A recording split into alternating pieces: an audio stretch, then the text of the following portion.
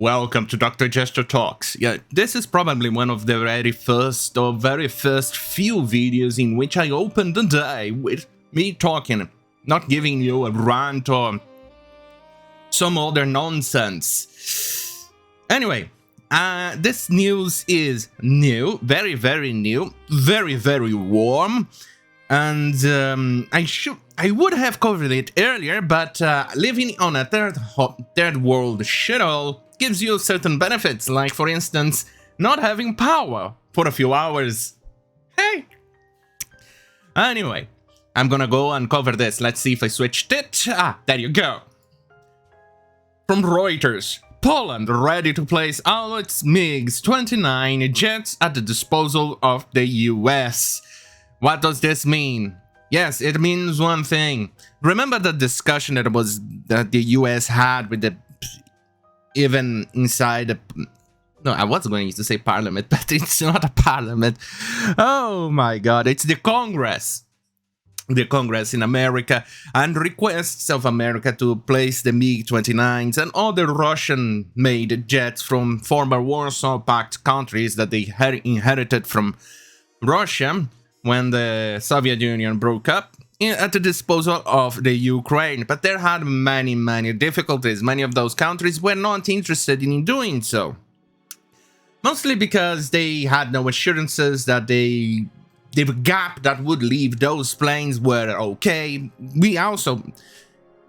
I myself even had doubts itself where, for instance, many of those jets and planes were actually very upgraded. They were not the old hunks of pieces of shit that they were when they once were or belonged to Russia. Now they are very updated. They have NATO equipment and many other things in there, including training, which would take a while. I still don't know how long they're going to take to train the Ukrainians to deal with some of the upgrades. I'm assuming they will take the most sensitive equipment out of those planes in a hurry.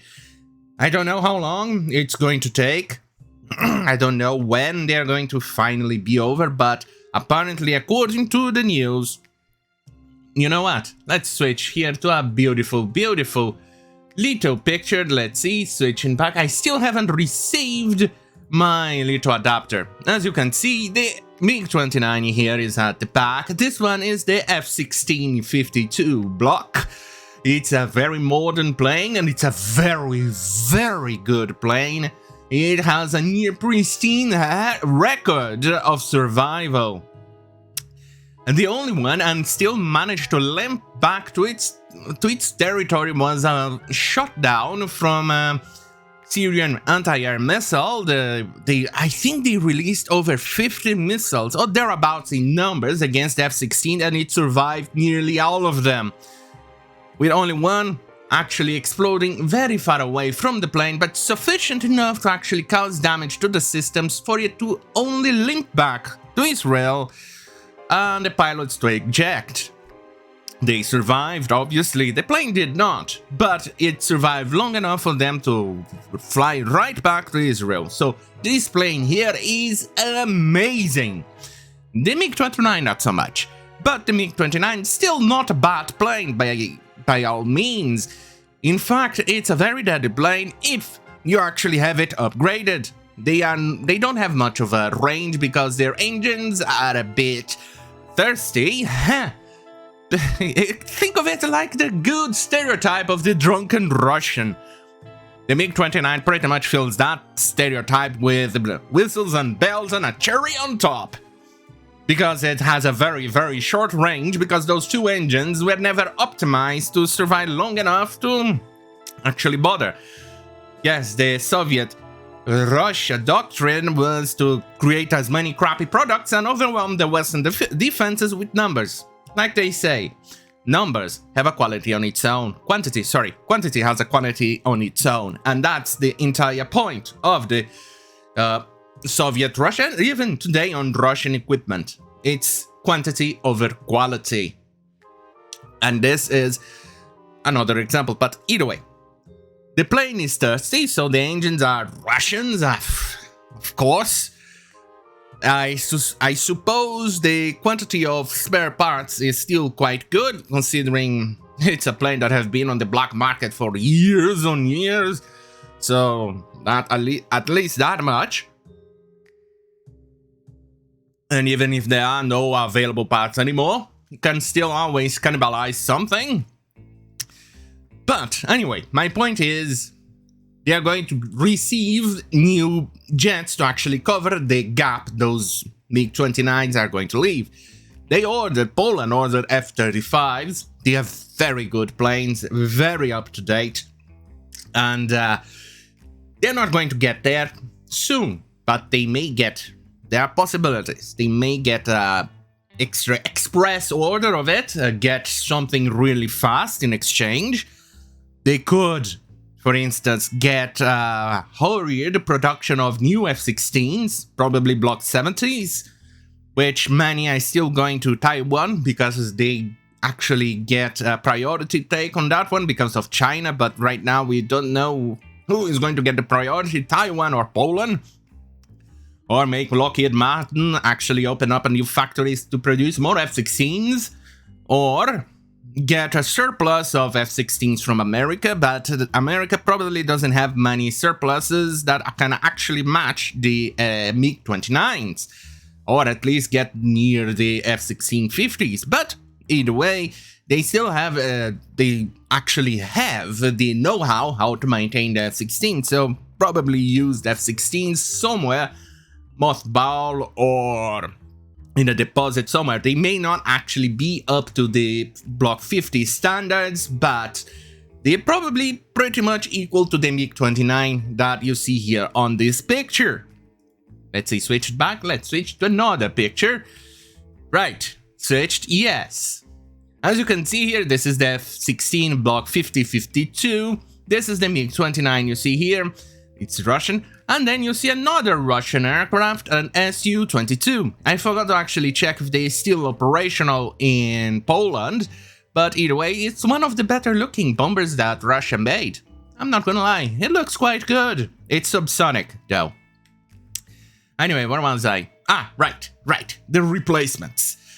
But until those planes... Wait, did I actually? Yeah, there you go.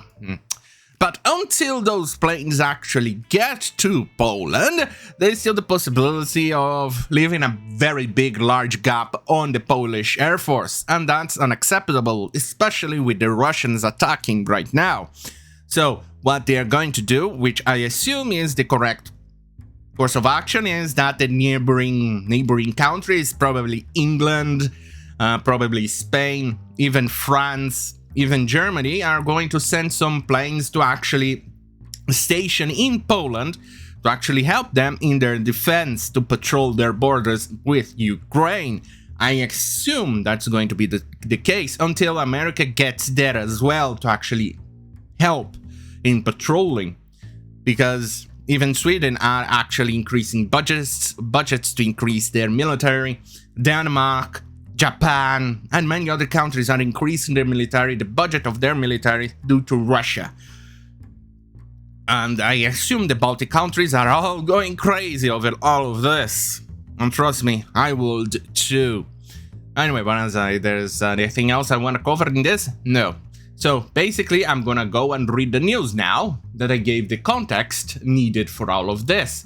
Where is it? Ah, found it. Poland is ready to deploy all its MiG-29 jets to Ramstein Air Base in Germany and put them at the disposal of the United States, and urges other NATO members that own planes of the type to do the same, the Foreign Ministry said in a statement on Thursday. Oh shit, I actually kind of forgot about that little detail. They are actually also asking other countries in the region that also operates MiG-29s, and I assume it may actually extend to MiG-21s, or any other types, but I think there is Su-25s still flying around that they could actually send to Ukraine, in which the Ukrainians have the know-how. Obviously, like I said, the training is going to take probably a little while, but not as much, probably a week, 2 weeks. I know it's precious time, but considering the updated equipment that they may leave behind for them, It's not much. Anyway, let's see. Right, let's just verify the page. I think, yeah, it's about as much as it goes. Right, let's switch back. Anyway, US lawmakers push President Joe Biden administration on Monday to facilitate the transfer of fighter aircraft to Ukraine from Poland and other NATO and Eastern European countries after a plea on Saturday from Ukrainian President Volodymyr Zelensky. The authorities of the Republic of Poland are ready to deploy immediately and free of charge all their MiG-29s to the Ramstein air base and place them at the disposal of the government of the United States of America, the minister said. At the same time, Poland requests the United States provide us with used aircraft with corresponding operation capabilities. Poland is ready to immediately establish the conditions of purchase of the planes. It added, "It's fascinating. Really. It's an interesting take, it's an interesting turn of events that people have been saying for quite some time. Because there were many discussions that this may or may not happen. There were many things saying, no, it won't happen, it won't happen, it won't happen. Poland, no, it's not gonna happen today. Hello, it's gonna happen." And that's exactly what happened.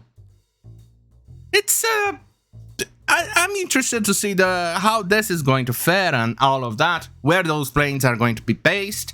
I assume it's probably going to be based in some airport at very, very western part of Ukraine. I doubt that Poland or Czech or the Czechs or any other country, Slovakia, are going to allow those planes to land there once the Ukrainians take hold of the planes. Anyway, it's an interesting turn of events. And remember, despite stationing on the western side of Ukraine, still being very close to battle, they're still very thirsty airplanes. Like the drunken Russian stereotype. Anyway, on that goddamn fucking hell, have a great fucking night. Hey, at least some good news today. Comparison to yesterday, which broke my brain to no end. I even managed to misspell my tweet. Anyway, have a great fucking night.